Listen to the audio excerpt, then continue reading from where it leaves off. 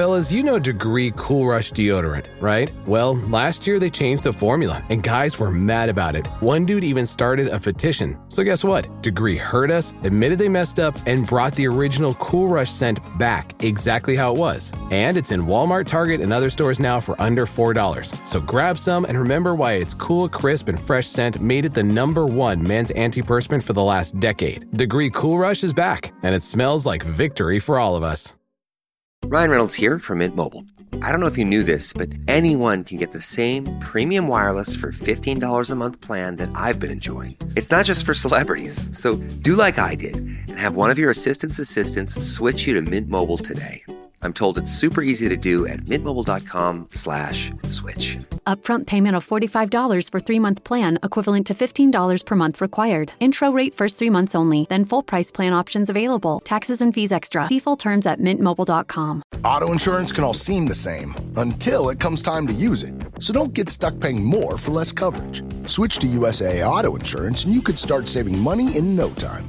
Get a quote today. Restrictions apply. You should be able to fulfill all the requirements that are written, your techniques, your sparring, your competition, and so on.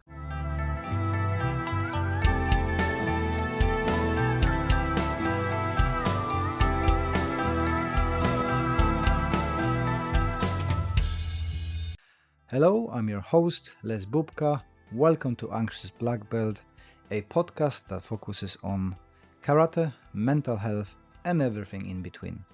If you enjoy our content and would like to support us, best way to do that is to listen to another episode, share with your friends, and leave us a review. All this stuff helps the mysterious algorithm to introduce our podcast to new audience. Thank you for joining me, and let's listen to the episode. As I have not much time today, I'm gonna record in a garden, so not in a studio, but hopefully it's gonna be interesting. So you might hear some birds because it's a wonderful weather, and it's nice to sit outside with a coffee. I wanted to talk about the black belt and the perception of the black belt. I had a short post a couple of days ago about it, and people had a good take on it. So I thought I'm gonna explain a bit more of my thoughts. So with black belt being portrayed as the culmination of your training in media, and movies especially promote that perception where our hero goes through the journey of training, achieves the black belt, and he is of pinnacle of his training and knowledge, and goes and wins tournaments, defends his family, or saves a girl. And that kind of stuck with people in general public, that the black belt is the end of the training. You can reach the black belt, then you can stop training at all, because it is a thing that you achieved, and you are now the master. In reality, the black belt is just one step on a learning curve, and just like in education, you go through the primary school, secondary school, university, or college, university, whatever your education system is in your country, and different countries got a different setups. But you're finishing that primary school or the lower education, you go to middle school, and then you go to the high school, and this is exactly the same in karate. So you're going through the color belt to the black belt, then you achieve the foundations. You should be able to take care of yourself, so fight, so on. And then for me, you starting to learn in depth. You can work on your katas, you can work on your applications, you working on the philosophy if you want to, longevity, whatever you want. But the black belt is just signifying that you finish the basic course, and now you can progress to the university of karate. And this is fine, there's no problem with that, it's all good. But what I like to look at is the requirements for a black belt. A lot of people saying and practicing that you should be able to fulfill all the requirements that are written, your techniques, your sparring, your competition, and so on. And I look a little bit different on this aspect. For me, a black belt is somebody who persevered. I see through the last 30 years of being involved in martial arts that really talented people come in, they quickly go through the grades and then drop out because the talent only take them so far, and they're just give up. They kind of easier giving in to the other things. They, because everything came so easy, there's no drive and there's no routine.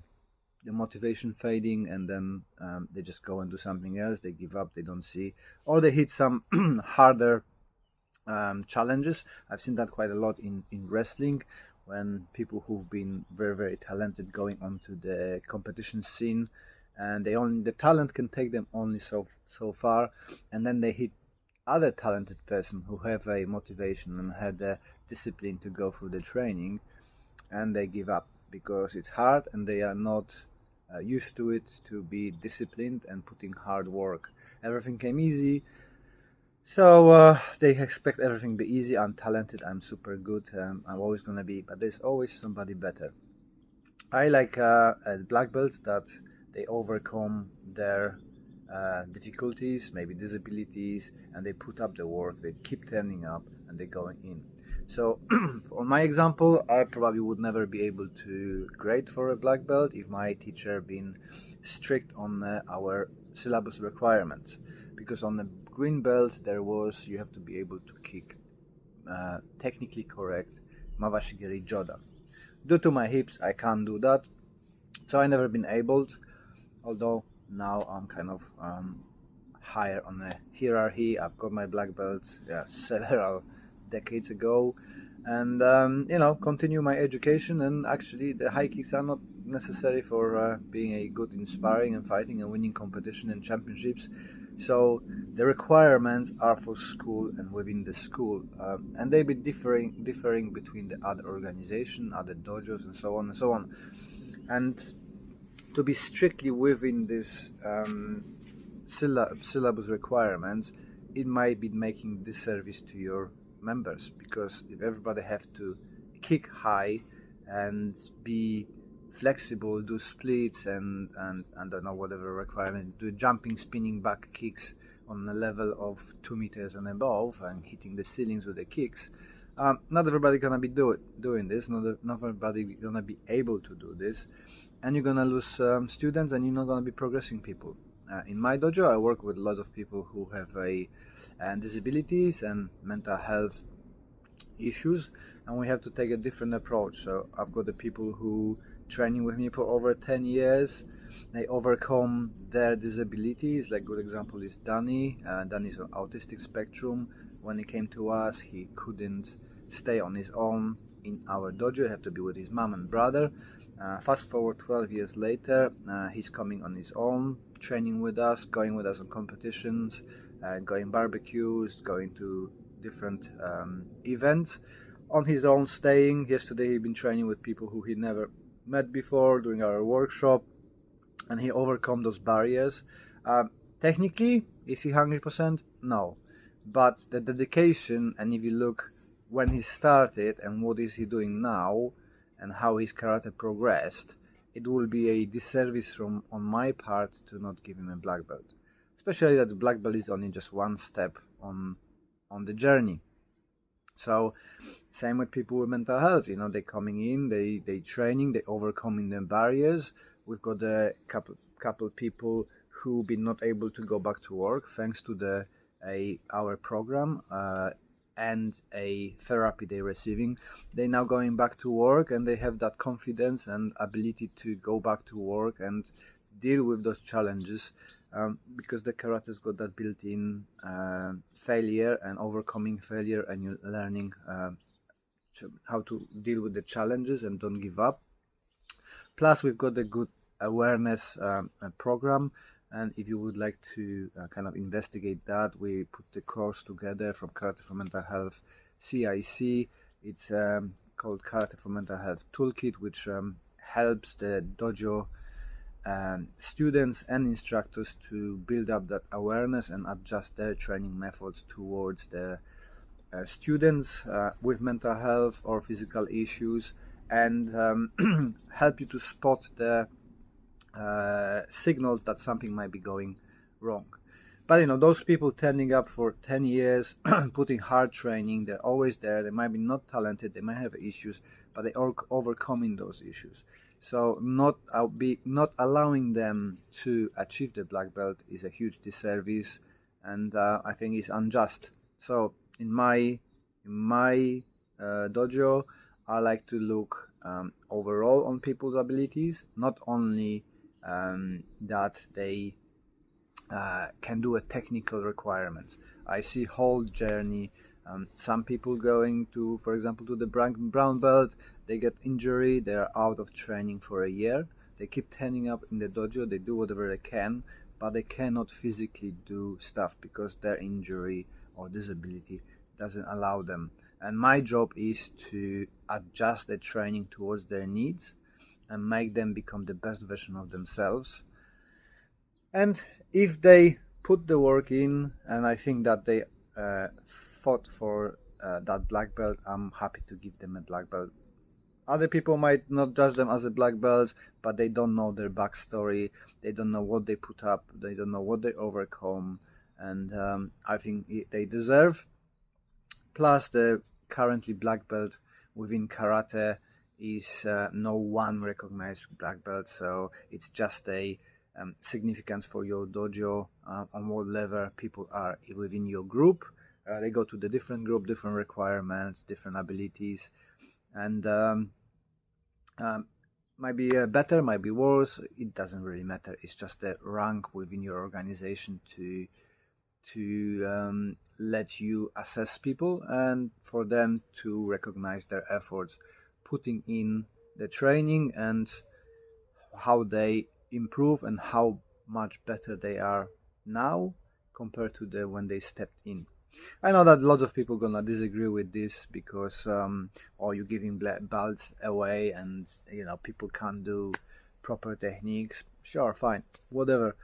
For me, it matters the journey. It matters the dedication and effort put in. Those people are not going around and saying, oh, look, I'm a black belt, I can win all the fights. They're usually doing it for themselves, for their improvement, for their drive and satisfaction. And, they're turning up because it's helping them. So being able to recognize their efforts and promote them and allow them to celebrate their achievements is something that makes their life better, and this is my job. I'm focusing on mental health and well-being in my dojo. I went through all the stages, the competition, the technical aspect, the self-defense. That's all fine, that's the stages through the process.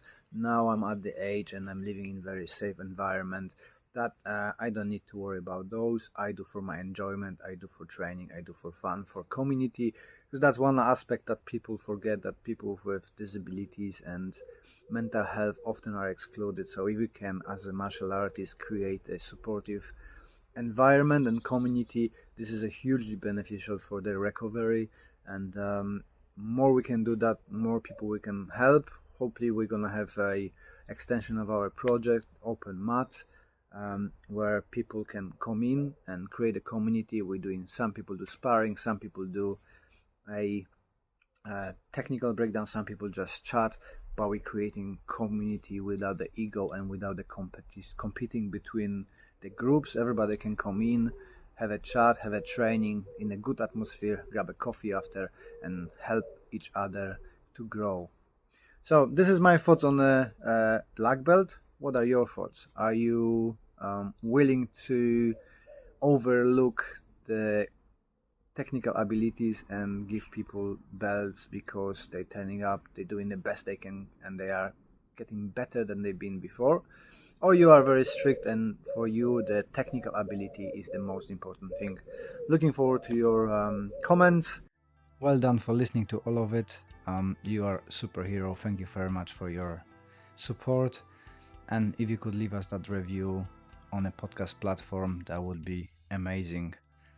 I appreciate your time, appreciate your support, and I wish you all the best until the next one. This podcast is part of the Sports Social Podcast Network.